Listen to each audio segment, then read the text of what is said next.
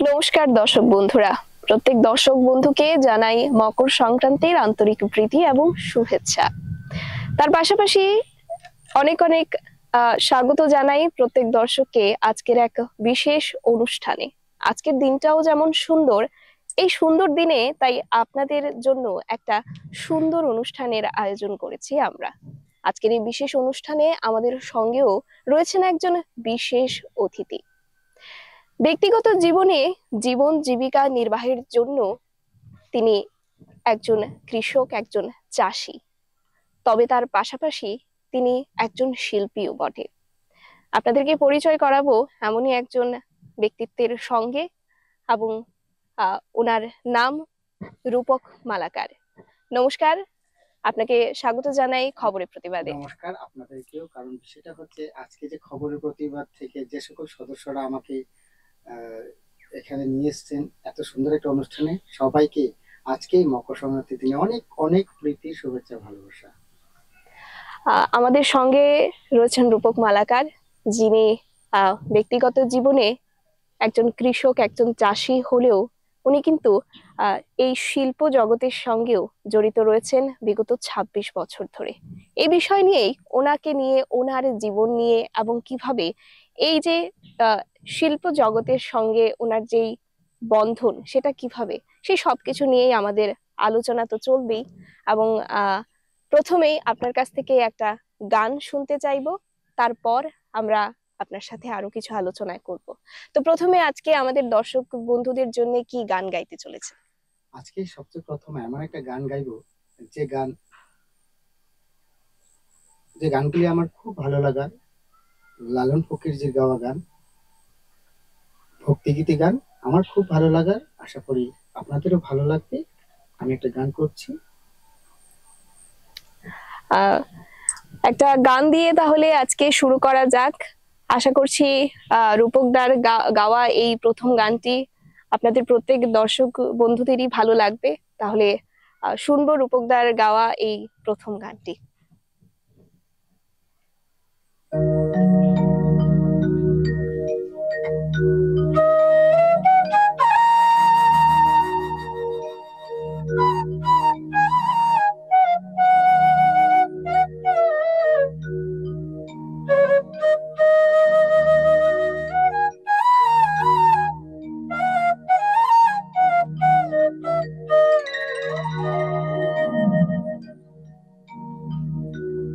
গুরু দোহাই তোমার,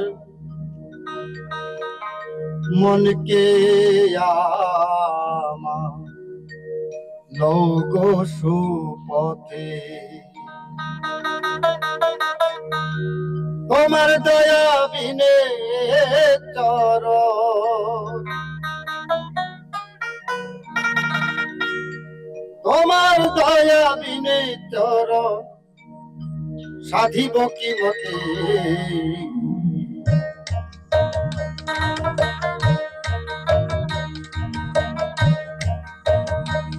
গুরু দোহাই তোমার, মনকে আমার লৌক সুপথে, তোমার দয়া বিনে চরণ, তোমার দয়া বিনে চরণ সাধিব কি মতে। গুরু দোহাই তোমার, মনকে আমায় লৌক সুপথে।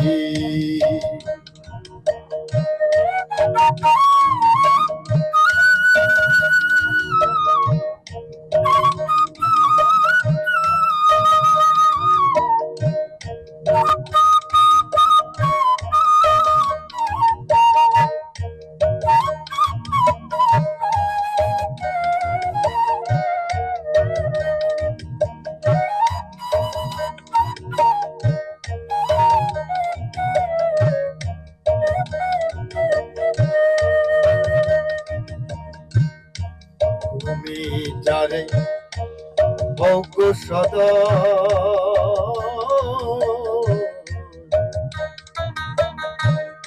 সে তোমারে সাধনে পায়।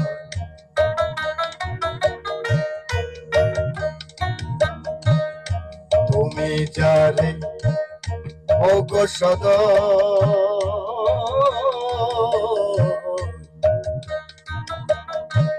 সে তোমারে সাধনে পায়। দেহের বিবাদীগণ সবশের,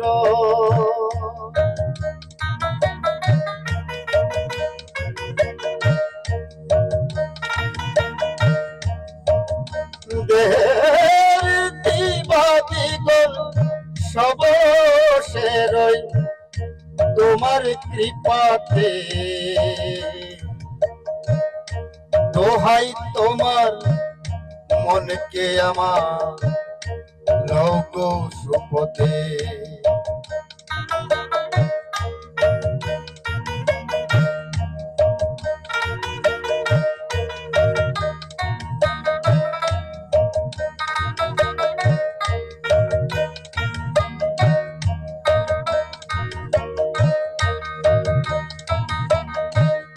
যন্ত্রেতে যন্ত্রী যেমন,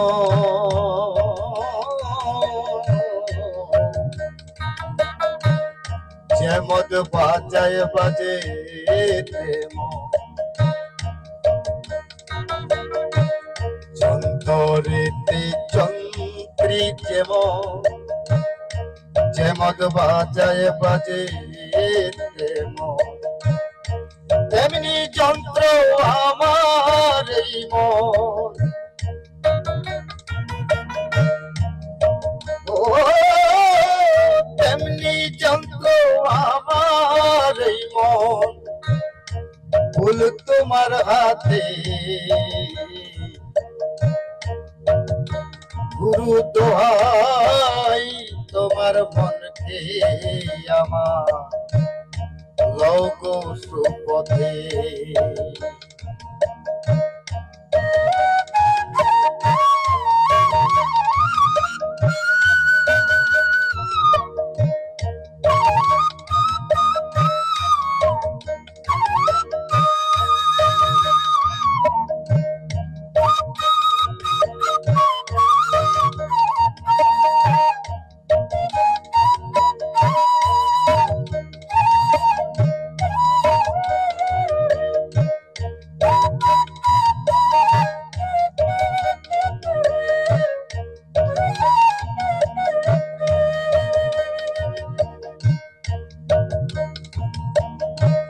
জগা মাধা ধস্য ছিল, তারে গৌর কৃপা হলো।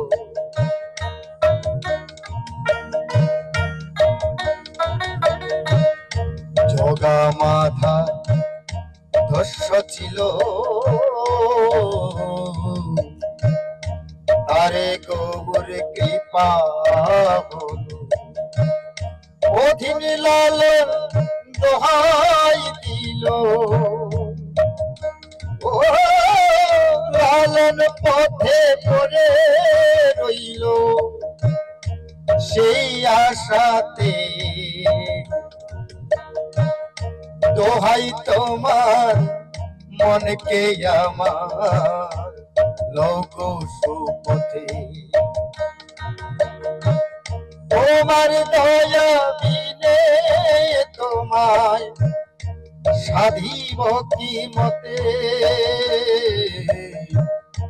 দোহাই তোমার মনকে আমার লোক সুপথে।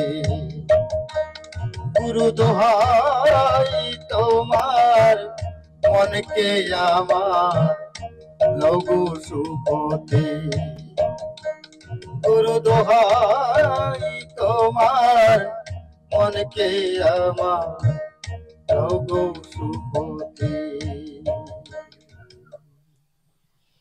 বাহ, অসাধারণ একটা গান শুনলাম, লালন ফকিরের একটা গান আপনি গাইলেন।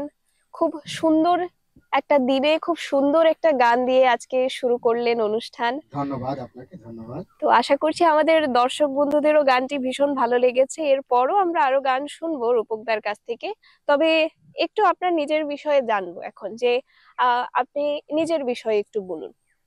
আমার নিজের বিষয়ে বলার আগে আমি বলবো, যারা আমাদেরকে ওপার থেকে দেখছেন, যারা আমাদেরকে পর্দার ওপার থেকে দেখছেন, তাদেরকে মকর সংক্রান্তিরও অনেক অনেক প্রীতি, শুভেচ্ছা, ভালোবাসা।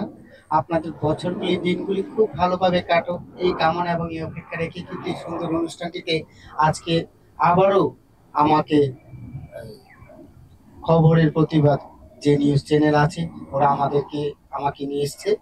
তো বিশেষভাবে আমি বলবো যে আমার পরিচয়টা হচ্ছে, আমি পশ্চিম ত্রিপুরার একজন খুব সাধারণ পরিবারের ছেলে। আমার জীবন জীবিকা খেতির মধ্যে আমার জীবিকা কেটেছে। আর বিশেষভাবে আমার যে পল্লী গ্রামে এই জমিগুলিতে আমরা একটা সময় খুব বেশি বেশি চাষ করতাম। এখানে আমরা অনেক গরু নিয়ে কিন্তু আমরা চাষ করতাম। এইভাবেই কিন্তু আমার জীবনটা এখান থেকে শুরু হয়েছে, এবং আমাদের গ্রামে এখনো সেই গান বাজনার একটা প্রস্তুতি থাকে, সবসময় থাকে। এর থেকে আমার পরিচয় এবং এর থেকে আমার গান শিক্ষা।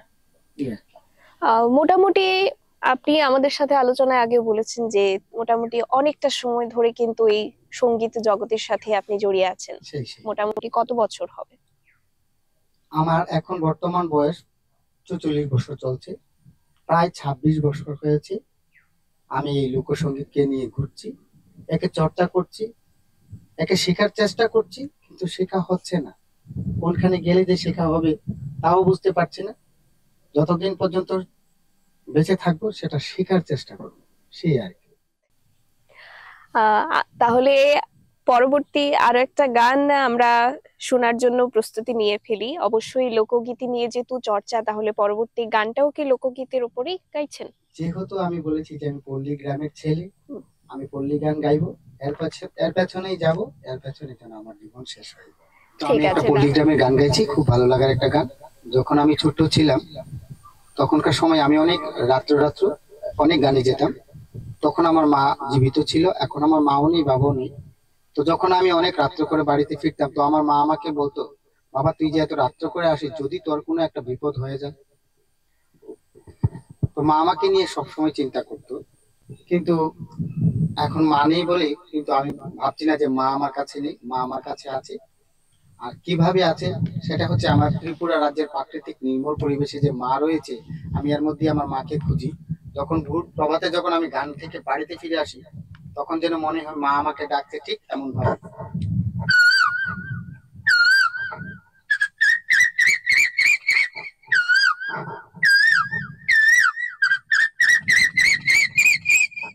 আমি সেই ছোট্ট থেকেই এই গ্রামে বড় হয়েছি। অনেক পশু পাখি এবং অনেক পাখির শব্দ আমি শুনেছি, কিন্তু জানি না কতটুকু শুনতে পেরেছি, কিন্তু আমার মনে হয় যেন আমার মাই আমাকে ডাকছে।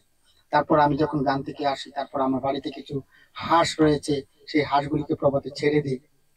হয়তো শিল্পীরা গান থেকে এসে ঘুমিয়ে যায়, কিন্তু আমাদের ঘুমানো হয় না। গান থেকে এসে সেই হাঁসগুলিকে ছেড়ে দিতে হয়।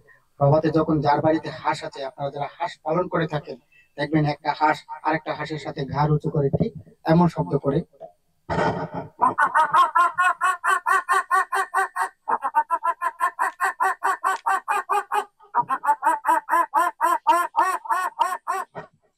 এই হচ্ছে হাঁস। যে হাঁস প্রভাতে যখন আমরা ছেড়ে দিই, তারপরে যে জমিগুলি রয়েছে, সেই জমিতে কিন্তু আমার আসতে হয় কিভাবে আসতে হয়, আমাদের বাড়িতে কিন্তু সেই এখনো অনেক গরু রয়েছে। সেই গরুগুলিকে নিয়ে জমিতে যখন আসতে, গরুর মধ্যে আর চাষের মধ্যে কিন্তু একটা ভাষার সম্পর্ক আছে। সেই সম্পর্কটা হচ্ছে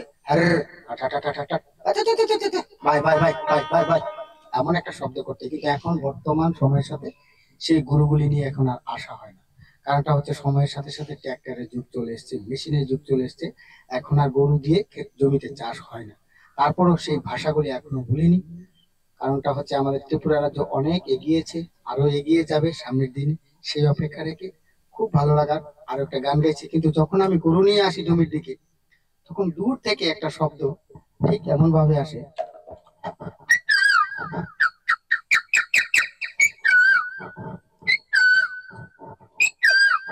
এটাকে ইংরেজিতে কিংফিশার বলে, বাংলাতে মাছরাঙা। মাছরাঙা, এই যে আমাদের যে ছোট্ট যে জলাশয়টা রয়েছে এর মধ্যে কিন্তু একটা মাছরাঙা সব সময় বসে থাকে। হ্যাঁ, তো সেই মাছরাঙাটা ঠিক এমন ভাবেই শব্দ করে। অনেক দূর থেকে, এই যে আমাদের জমির ওই পাশে তো অনেক জঙ্গল রয়েছে, সেই গভীর অরণ্য থেকে ঠিক ঠিক একটা এমন শব্দ আসে।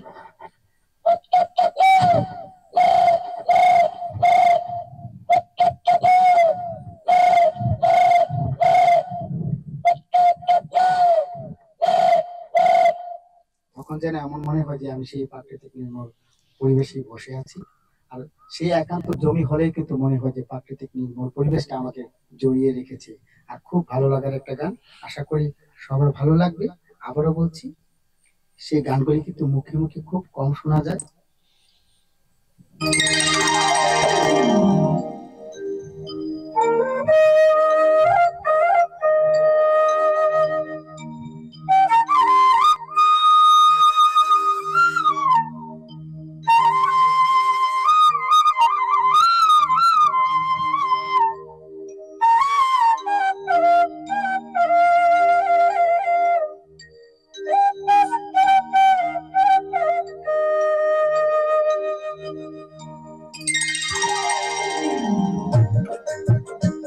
ওরে গরুর কান্ধে, ওরে গরুর কান্ধে নাঙ্গল জোয়াল ঠেলিতে ঠেলিতে ঠেলিতে, চল যাই চল মাঠে নাঙ্গল বাইতে।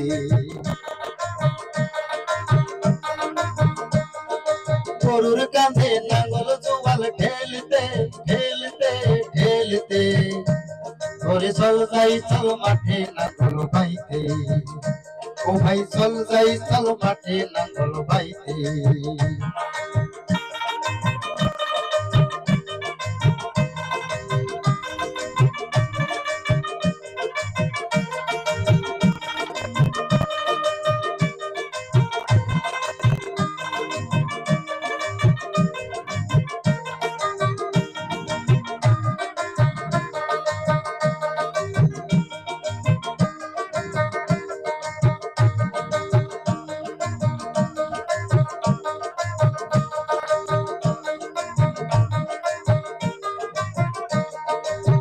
ও চাষি ভাই, বাতাসে মেঘ ধইরাতে, দেয়াই কুকুরাইয়া ডাকে, দেয়াই কুকুরাইয়া।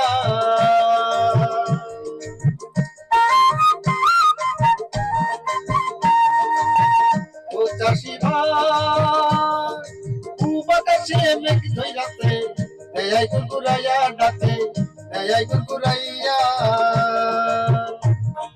তখন জানি নামবো জরি, তখন জানি নামবো জরি দুনিয়ার আলাইয়া। রে চাষি ভাই চল যাই চল মাঠে নাঙ্গল বাইতে, চল যাই চল মাঠে নাঙ্গল বাইতে।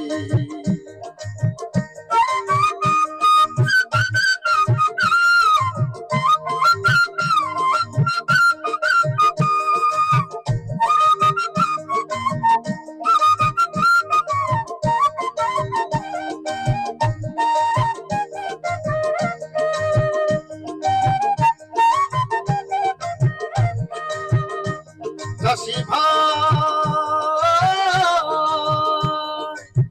সুবুজিয়া সার দিও ভাই জমি।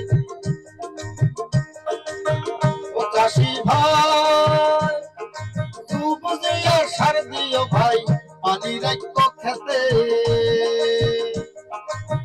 সময় মতে বীজবো নিও, সময় মতে বীজবো নিও, আউশ ধান ফলাইতে রে ফলাইতে, চল যাই চল মাঠে নাঙ্গল বাইতে।